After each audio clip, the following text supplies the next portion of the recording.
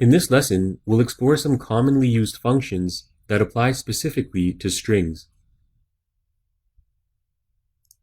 We can count the number of words in a string using the string word count function.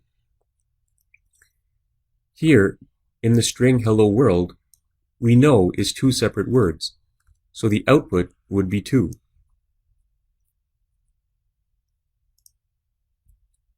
We can reverse words in a string using the string reverse method.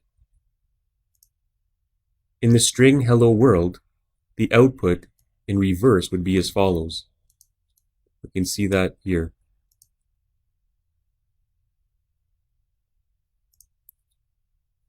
The PHP string position function searches for specified text within a string. In this example, we're searching for the word world inside the hello world string. The output in our web browser is 6 because the word world starts at the 6th character position inside the string hello world.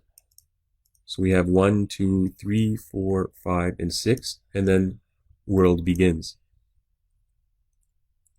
The string replace function will replace a word with another specified word.